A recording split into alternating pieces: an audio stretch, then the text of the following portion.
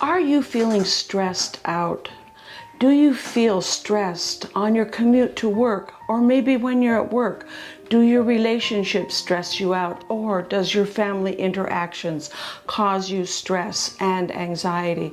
If you answered yes to any of these questions, you are among 55% of all Americans who say yes, they have been more stressed out and are stressed out.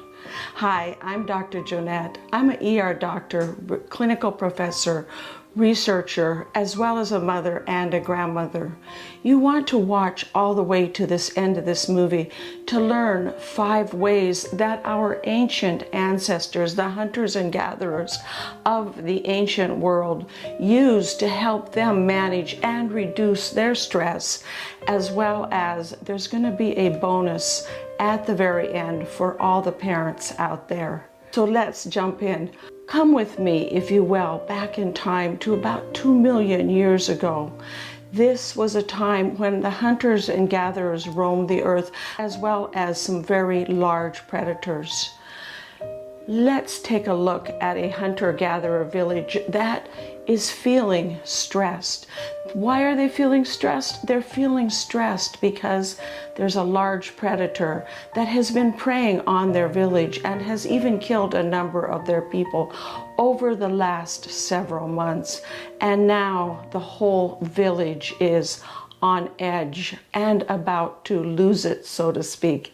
The elders have decided it's time to do something about this large predator. So they got together, they sent out messages to surrounding villages, and they've organized a hunting party. They've gone out, and now the people back in the village begin to feel a little less stressed. However, their stress level will either increase or decrease depending upon the success of the hunting party. Fortunately, in our story, the hunting party is successful, and when they arrive back in camp with the large predator, it means not only can they return their bodies back to balance as they feel the stress begin to dissipate from their bodies, but they also now have a lot of meat that they can have for a big feast that evening, as well as share with the other groups that helped in the hunt.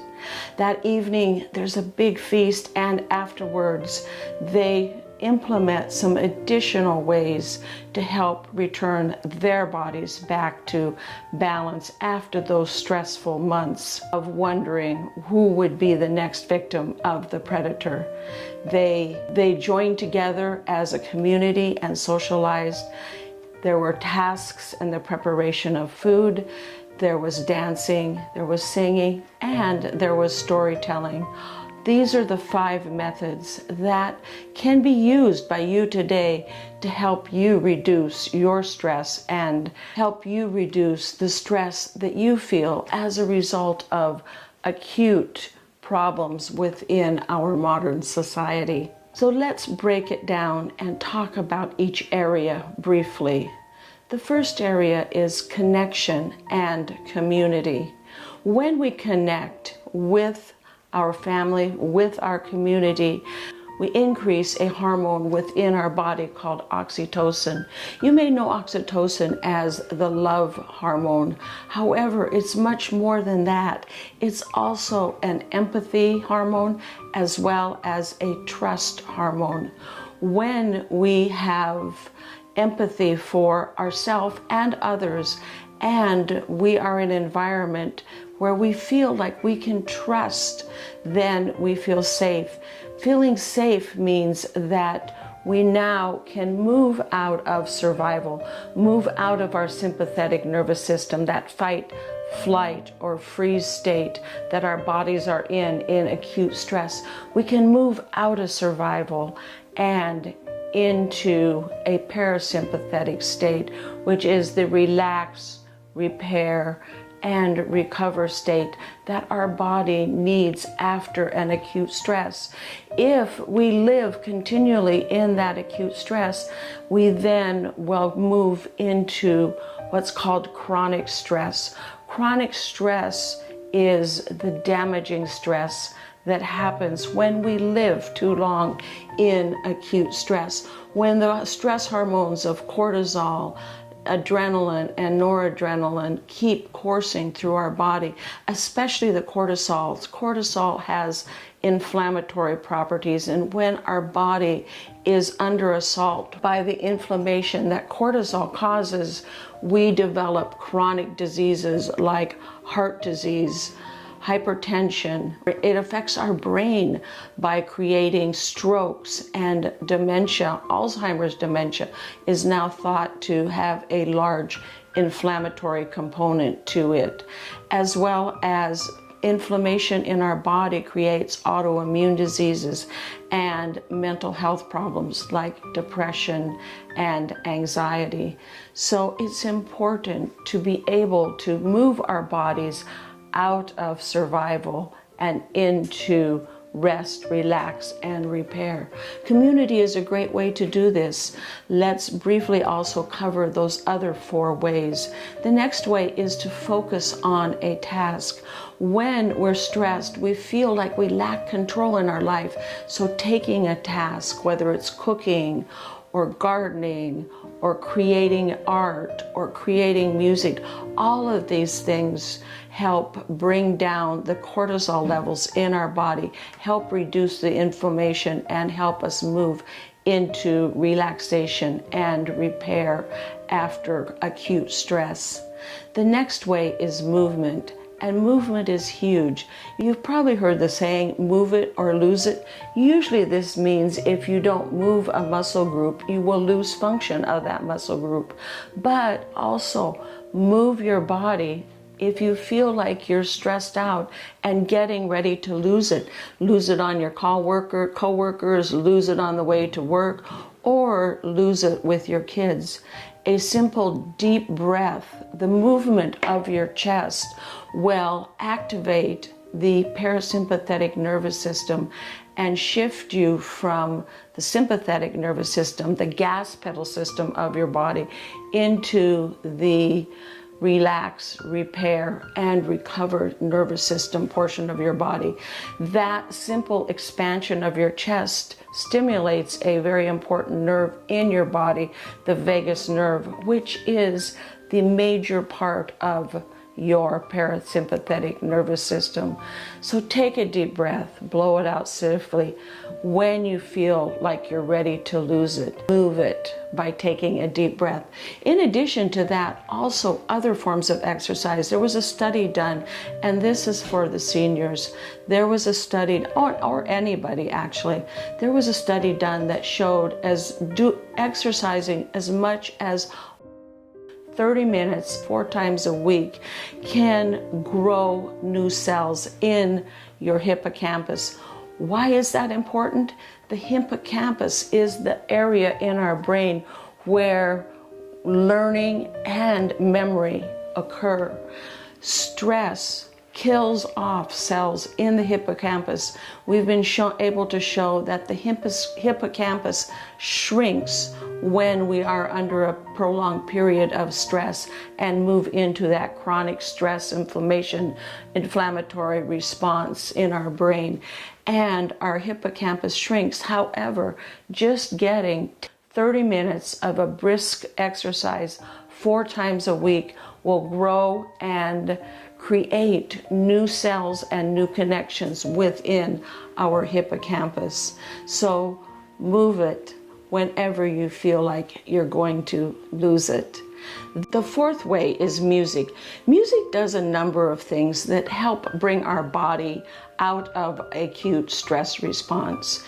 One of the things is that music is soothing to our body, and it's the rhythmic and repetitive patterns within the music that actually entrain or sync up with our heart and our brain. The Heart Math Institute has done a lot of work of the importance of syncing your heart and your brain together, and it's called brain-heart coherence.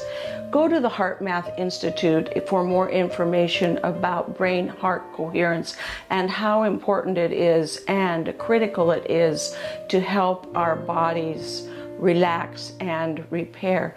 Music, the rhythm of the music is a great way to help us move into brain-heart coherence. The other thing that music does is that when we take somebody and let them listen to music while they're in a functional MRI, which is an ability to scan their brain in real time and see what areas of their brain are activated.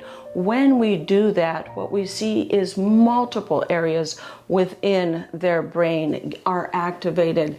And we also know that the more linkages, the more connections from the different areas that we have in our brain, the more integrated our brain is. Brain integration is critical for reducing stress, but also for success in all areas of our life. The final way is storytelling or journaling. When we take and put pen to paper, we are then able to externalize our thoughts and shift our brain out of the amygdala, the emotional part of our brain, and into the prefrontal cortex, the thinking part of our brain. It helps us access problem solving and about how we can solve a problem or create a solution for something that is causing us stress or anxiety.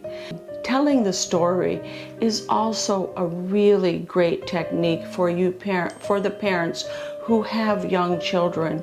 When our children experience acute stress, an emotional upset, a meltdown, say, for example, or an acute injury, that experience feels incoherent and chaotic in their body. If we then take and tell the story of it, first A, then B, then C, then D, what we are doing is we are taking all of those incoherent bits and pieces of that experience for them, putting it together in a story. And when we do that, it actually transforms the way it's stored in their brain. It now gets formed from a chaotic, painful, incoherent experience to a coherent and comforting experience. We now have put together the pieces for them and infused into that memory our comforting presence.